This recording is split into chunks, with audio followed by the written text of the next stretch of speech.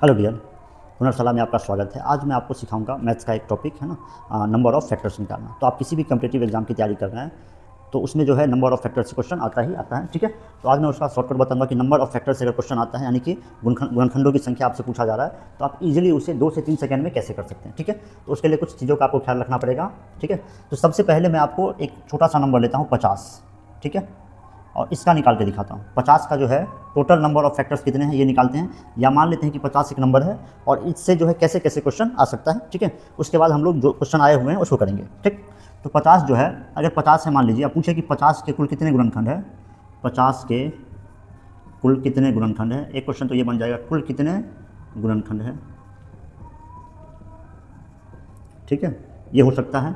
आपसे पूछ सकता है 50 के कुल कितने सम गुणनखंड है, सम गुणनखंड है, एक ये पूछ सकता है। दूसरा, तीसरा, 50 के कुल कितने विषम गुणनखंड है, ये भी पूछ सकता है आपसे, विषम गुणनखंड है। और क्या पूछ सकता है, 50 के कुल कितने गुणनखंड है, कुल कितने गुणनखंड है जो पूर्ण वर्ग है, जो पूर्ण वर्ग है, ठीक है। 50 के कुल कितने गुणनखंड है जो पूर्ण घन है, ठीक है। इतने क्वेश्चन आ सकते हैं नंबर ऑफ फैक्टर से, ठीक। कुल गुणनखंड आपसे पूछे जा सकते हैं, सम गुणनखंड पूछे जा सकते हैं, विषम गुणनखंड पूछे जा सकते हैं, पूर्ण वर्ग पूछे जा सकते हैं और पूर्ण घन पूछे जा सकते हैं। ये सब क्वेश्चन बन सकता है, ठीक है। तो सबसे पहले हम लोग 50 का जो है फैक्टर्स लिखते हैं, यहाँ पे लिख के आपको समझा रहे हैं 50 का फैक्टर। फिर शॉर्टकट कैसे अपनाएंगे वो देखेंगे। तो 50 का फैक्टर होगा 1, 2, उसके बाद 5 होगा, फिर 10 होगा, ठीक है, उसके बाद 25 होगा और ये 50 होगा। 50 के कुल इतने गुणनखंड है और कोई ना है, 1, 2, 5, 10, उसके बाद 25 और ये 50। तो 50 एक छोटा नंबर है जिसके ये सब गुणनखंड है, 1, 2, 5, 10, 25 और 50। तो पहला क्वेश्चन था कुल कितने गुणनखंड है, तो आपके पास कुल 6 गुणनखंड है 50 के, ठीक है। कुल कितने सम गुणनखंड है, तो सम का मतलब क्या होता है, ऐसी numbers the numbers which are divisible by 2। तो 2 से विभाजित कौन कौन सा है, ये है और ये है। तो कुल कितने सम गुणनखंड है, 3 है, ठीक है। कुल कितने विषम गुणनखंड है, तो 1, 2 और ये 3 विषम गुणनखंड है।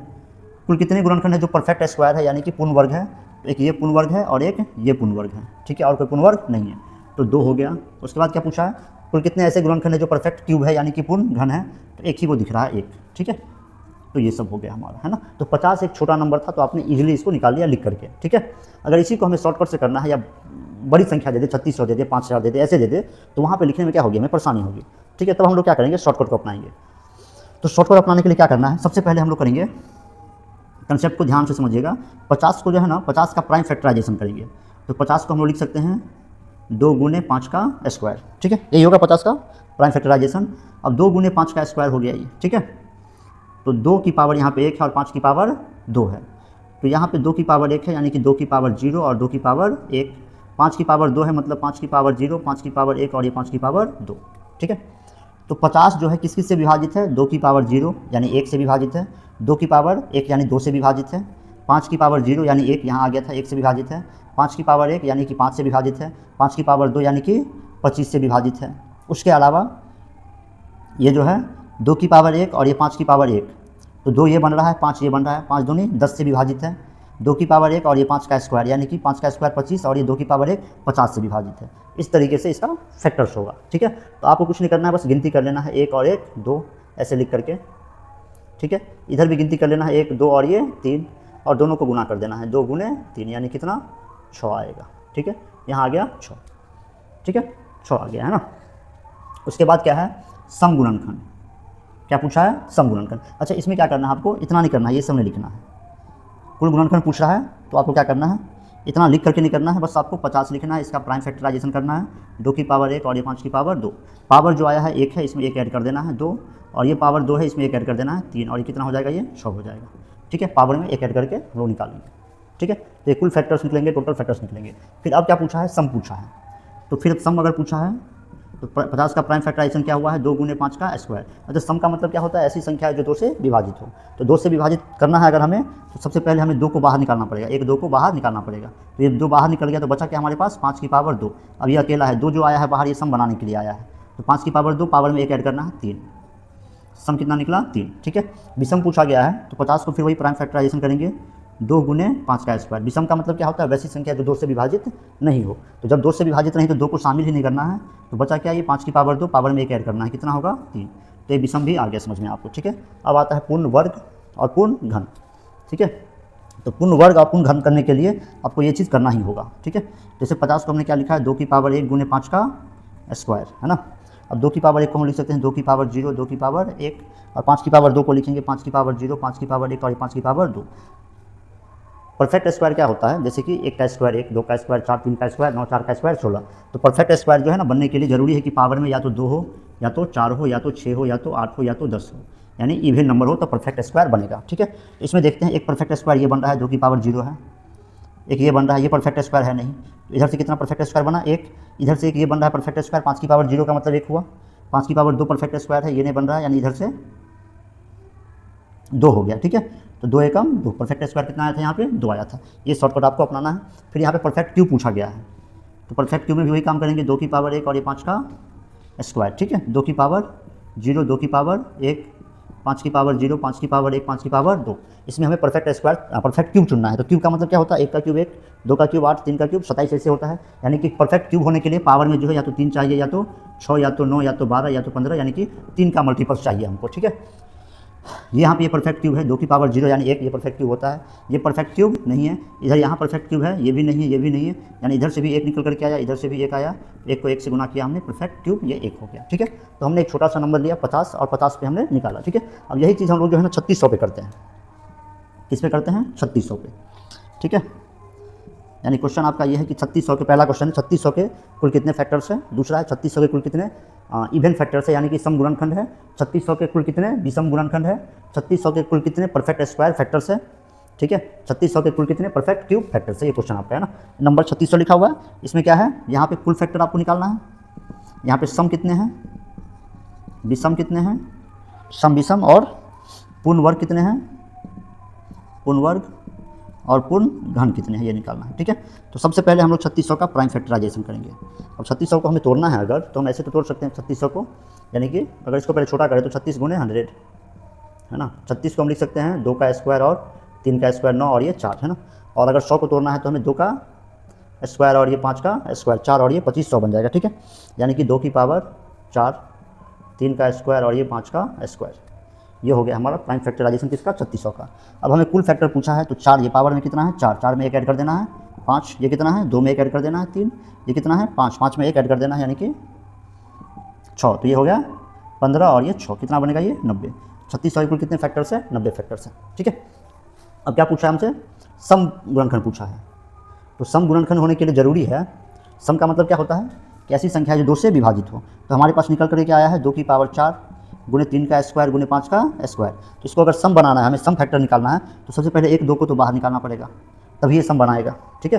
तो जब 1 2 को हम बाहर निकालेंगे तो यहाँ बचेगा हमारे पास 2 का क्यूब, 3 का स्क्वायर और ये 5 का स्क्वायर।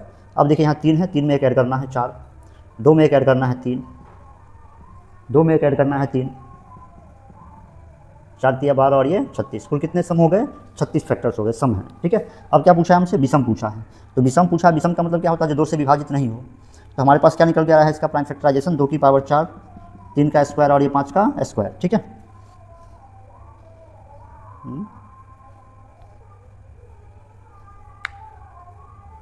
कुछ तो गलती हुई है, अच्छा यहाँ, हाँ यहाँ 2 था ना, तो 2 आई कितना होगा 3 होगा ना, तो ये 45 हो गए, ठीक है।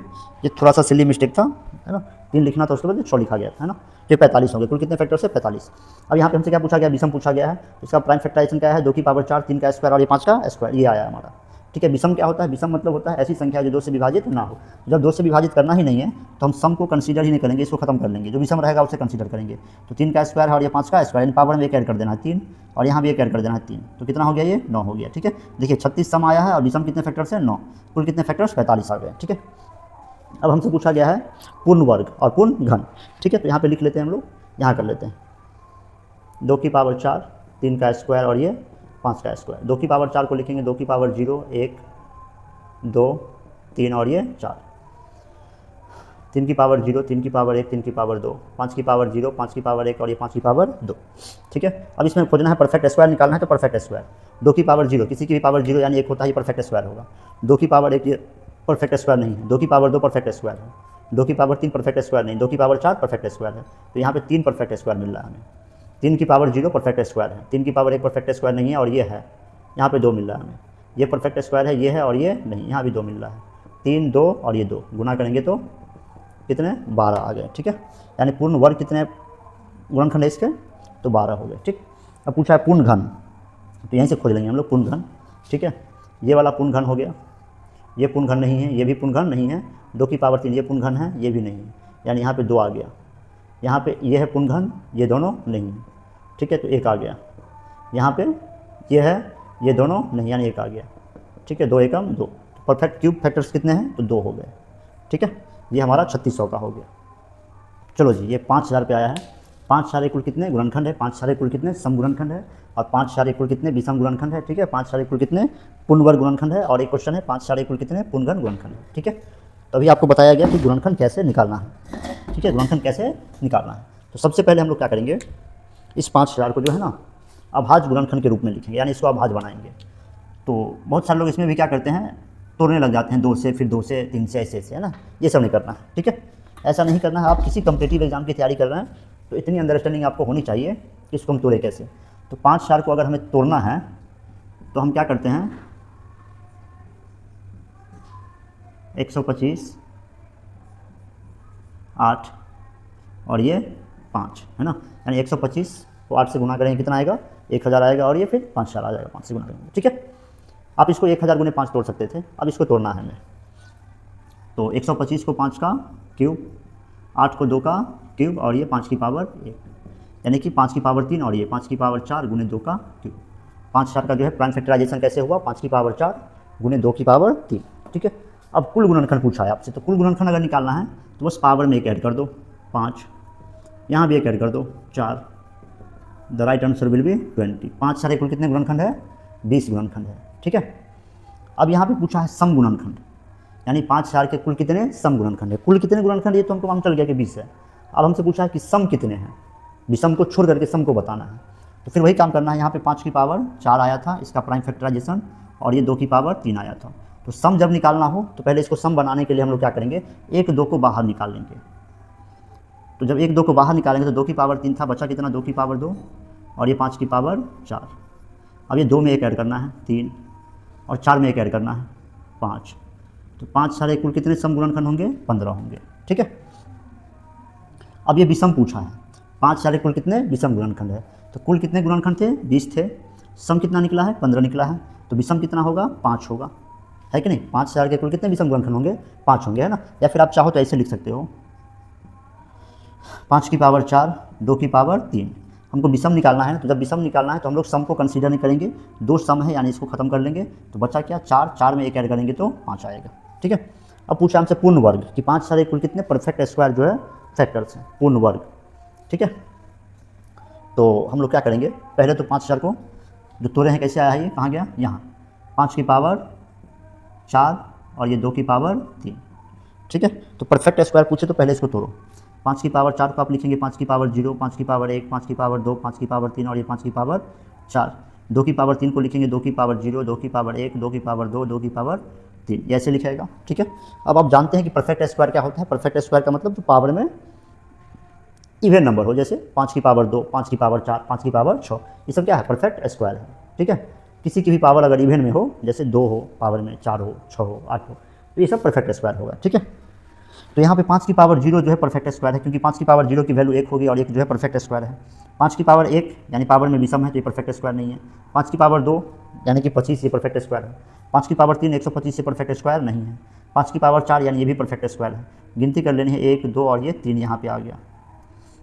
इसमें देखना है 2 की पावर 0 परफेक्ट स्क्वायर है, ये परफेक्ट स्क्वायर नहीं है, ये परफेक्ट स्क्वायर है, ये नहीं है। यहाँ पे 2 आ गया, कितना हो गया ये 3 2 6, यानी पूर्ण वर्ग कितने गुणनखंड है, 6 गुणनखंड है, ठीक है। अब पूर्ण घन पूछा है, तो बस घन निकालने के लिए भी ऐसे करना है, बस आपको क्यूब खोजना है। तो 5 की पावर 0 जो है ये परफेक्ट क्यूब है। 5 की पावर 1 क्यूब नहीं है, 5 की पावर 2 क्यूब नहीं है, 5 की पावर 3 पावर में 3 है, ये क्यूब है, तो यहाँ से 2 निकल करके आया। यहाँ देखेंगे 2 की पावर 0 जो है परफेक्ट क्यूब है, ये क्यूब नहीं है, ये क्यूब नहीं, हाँ ये क्यूब है, 2 की पावर 3 ये क्यूब है, तो कितने 4, ठीक है। परफेक्ट क्यूब कितने हो गए, हाँ परफेक्ट क्यूब फैक्टर्स कितने हो गए 5 4 के 4, ठीक है। अब एक छोटा सा क्वेश्चन है, 4 की पावर 6, 25 का स्क्वायर। इसका जो है कुल फैक्टर्स, कुल कितने गुणनखंड है ये आपको निकालना है, कुल कितने सम गुणनखंड है ये निकालना है, कुल कितने विषम गुणनखंड है ये भी निकालना है, कुल कितने ऐसे फैक्टर्स है जो परफेक्ट स्क्वायर है, और कुल कितने ऐसे फैक्टर्स है जो परफेक्ट क्यूब है। ये सब आपको निकाल करके कमेंट बॉक्स में आंसर करना है। अगर आप सीख चुके हैं तो ठीक है, और ना सीखे हैं तो फिर से आप वीडियो को देखिए, ध्यान से देखिए, और तब जाकर के आपको ये समझ में आएगा, फिर आप इस क्वेश्चन को करने लायक बन जाएगी।